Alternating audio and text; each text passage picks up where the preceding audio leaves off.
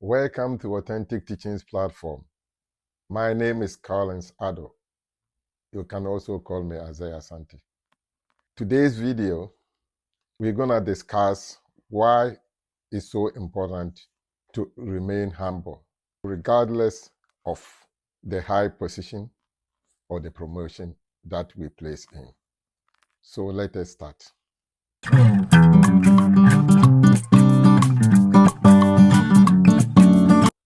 We're going to read from Mark chapter 3, verse number 16 to 17. Because of our time, I will summarize everything.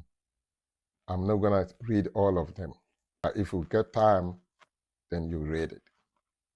So Jesus is about to send his disciples to go and preach. He gave all of them power to cast demons and heal those who are sick. And then he started to call them one by one and give them power and names. He called Simon and gave him the new name, Peter. And he called James, he gave his name, the son of thunder, or Boanerges. And also James' brother John, he called him and gave his name, the son of thunder, that's Boanerges. Beside that, out of the 12 disciples, he did not give 9 of them new names, but only the 3 apostles. So what do we learn from here? This time we're going to think about this. Let us attentively go to Matthew chapter 17, verse number 1 to 9. Matthew chapter 17, verse 1 to 9.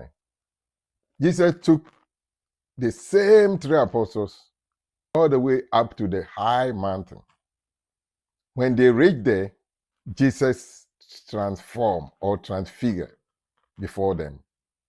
And if you read verse number 2, Jesus' face bright, shining like sun, and his garment brighter as light. That's wonderful. Verse number 3, suddenly major prophets, or the strong people, Moses and Elijah, appeared there, talking with them. That was so marvelous. And Jesus done a lot of things over there. And his Father, the God of Almighty, opened the sky. The cloud was so bright, and they heard a voice. This is my beloved Son. In him I am well pleased. So listen to him. That is Jesus Christ.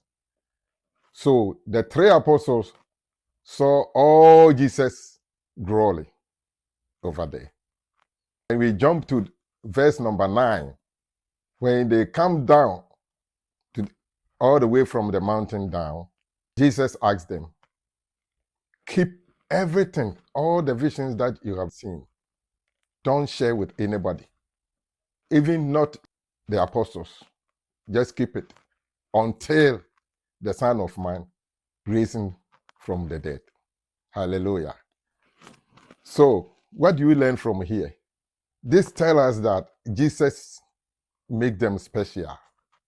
The relationship between Jesus and 3 men, Peter, James, and John, so beautiful and nice.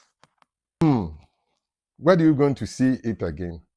I'm going to add one more chapter so that if you have time, you read it. As it's Mark chapter 1, verse number 29. You read it, you can see because of our time.